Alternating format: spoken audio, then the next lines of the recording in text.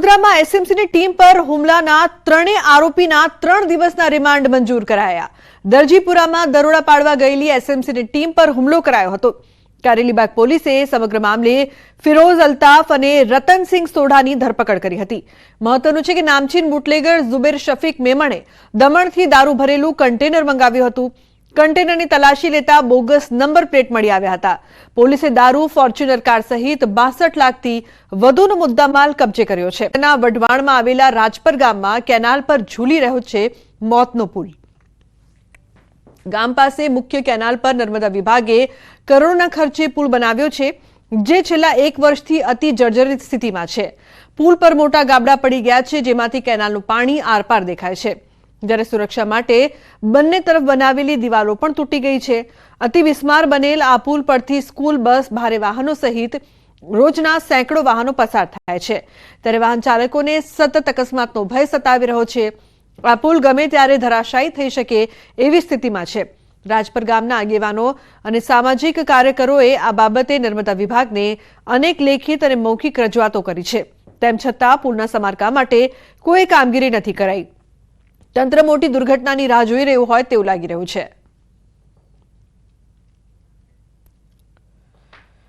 મહિના ત્યાં નારું તૂટી ગયું પણ કોઈ એ લોકો કેનલ વાળા ધ્યાન દેતા નથી। બરોબર, અમે અનેક વખત રજૂઆત કરી છે। તકલીફમાં તો આ નિશાળે જવા માટે છોકરાને પુલ નડે છે, બધા ગાડીઓ વાળાને પુલ નડે છે, પડી જવાની શક્યતા છે। 5-6 ગામને મેન રસ્તો છે, કણગઢ, અણંદ્રા, ભદ્રસિંહ બધે જવા માટે છે। પુલ હાવ જર્જરિત ગાબડા પડી ગયેલા છે। એ પુલનું સમારકામ વહેલી તકે કરાવે અથવા રિપેરિંગ કરાવે કે નવો બનાવરાવે એવી માંગ છે રાજપર ગામની। અત્યારે પુલની પરિસ્થિતિ હાવ નો હાલવા જેવી છે, પણ તોય છતાં ચાલે છે। માણસો ગમે ત્યારે પડી શકે એની કઈ ઓલી નથી। જે આ નાડાની હાલત તમે જોઈ શકો છો, એકદમ જર્જરિત હાલત છે, જે ગમે ત્યારે તૂટી પડે એમ છે। એની કોઈ ગેરંટી નથી કે આ શું થાય। અહીંયા બાળકોના સ્કૂલની બસો પણ ચાલતી હોય છે, એ સિવાય ખેડૂતોની અવર જવર થતી હોય છે, ભારે વાહનો આવતા હોય છે, અને એના લીધે પુલ છે એ વાઇબ્રેટ થાય છે અને ઘણી બધી હાલાકી પડે એવું છે। વઢવાણ તાલુકાના રાજપર અને આસપાસના 8 થી વધુ ગામોને જોડતા નર્મદા કેનાલનો પુલ પર છેલ્લા 2 વર્ષથી જર્જરિત હાલતમાં હોવા છતાં તંત્ર દ્વારા આ મામલે કોઈ નક્કર કાર્યવાહી કરવામાં આવી રહી નથી। ખાસ કરીને જો પુલની હાલત જોવામાં આવે તો પુલની ઠેર ઠેર ગાબડા મોટા પડી ગયા છે અને આ પુલ પરથી સ્કૂલ વાહન સહિતના અનેક વાહન ચાલકો દરરોજ મોટી સંખ્યામાં પસાર થઈ રહ્યા છે। તેમ છતાં તંત્ર દ્વારા આ મામલે કોઈ નક્કર કાર્યવાહી કરવાના બદલે માત્ર અને માત્ર ગ્રામજનોને આશ્વાસન આપવામાં આવી રહ્યા છે। આ પુલની નીચેથી સુરેન્દ્રનગર જિલ્લાને જોડતી સૌથી મોટી નર્મદા કેનાલ છે। આ કેનાલ પસાર થઈ રહી છે, ગમે ત્યારે આ પુલ છે ધરાશાયી થઈ શકે તેવી સ્થિતિ છે। અગાઉ સુરેન્દ્રનગર જિલ્લામાં વસ્તડી પાસે એક પુલ છે એ ધરાશાયી થયો હતો, ત્યારે ફરી આ પુલ જે છે એ ધરાશાયી થયા અને કોઈ દુર્ઘટના સર્જાય તેની તંત્ર રાહ જોઈ રહ્યું હોય તેવું લાગી રહ્યું છે। ત્યારે કોઈ દુર્ઘટના સર્જાય અને કોઈ લોકો જાનહાનિનો ભોગ બને તે પહેલા તંત્ર દ્વારા યોગ્ય કાર્યવાહી કરાય તેવી ગ્રામજનોની માંગ છે। સાગરથી પાણીની પાઇપલાઇનમાં ભંગાણ, કારટા જૂથ પાણી પુરવઠાની પાઇપ લીકેજના કારણે 20 ફૂટ ઊંચા ફુવારા ઉડ્યા। લીકેજના કારણે ગામમાં પાણી તો 66 ગામ કરંટ જૂથ પાણી પુરવઠા યોજનામાં ભંગાણ। છેલ્લા 3 મહિનાથી લીકેજની રજૂઆત તંત્ર દ્વારા ધ્યાને ન લેતા મોટું લીકેજ।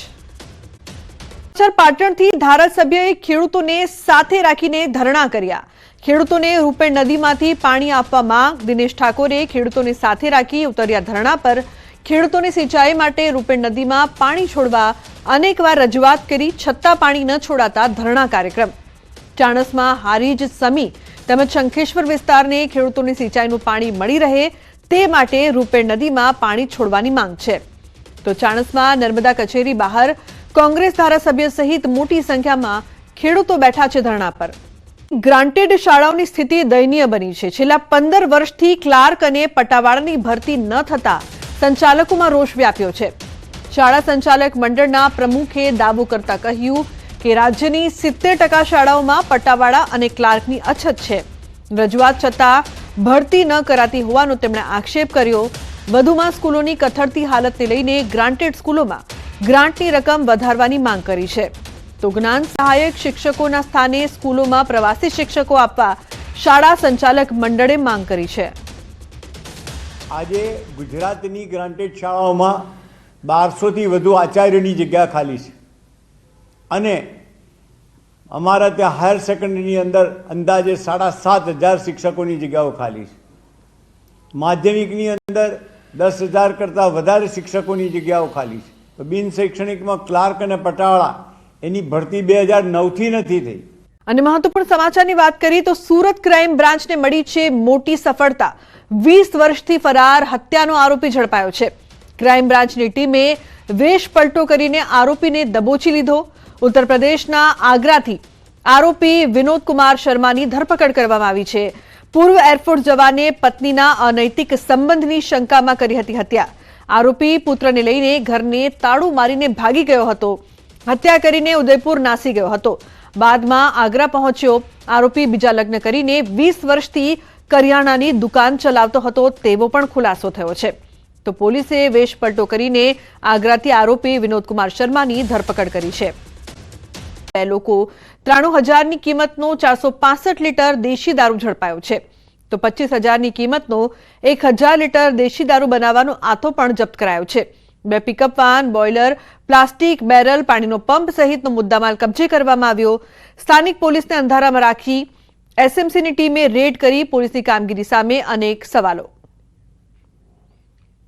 નવસારી પોલીસ પણ એલર્ટ મોડ પર છે. જિલ્લામાં વિવિધ જગ્યાએ પોલીસ ચેકપોઇન્ટ બનાવાયા છે. જિલ્લા પોલીસ દ્વારા વિવિધ જગ્યાએ બ્રેથ એનાલાઇઝર સાથે વાહન ચાલકોનું ચેકિંગ હાથ ધરાયું છે. જિલ્લા પોલીસ 1 જાન્યુઆરી સુધી આ પ્રકારે જિલ્લાના વિવિધ સ્થળોએ કડક ચેકિંગ હાથ ધરશે. તરફ વડોદરા પોલીસ પણ સતર્ક થઈ ગઈ છે. ઝોન 2ના ડીસીપી અભય સોની દ્વારા ઓચિંતું ચેકિંગ. નવલખી મેદાનની અવાવરૂ જગ્યામાં ચેકિંગ કરવામાં આવ્યું. અવાવરૂ જગ્યામાં અનેક વાહનોનું ચેકિંગ કરાયું છે. રાવપુરા પોલીસનું નવલખી મેદાનમાં સતત પેટ્રોલિંગ થઈ રહ્યું છે.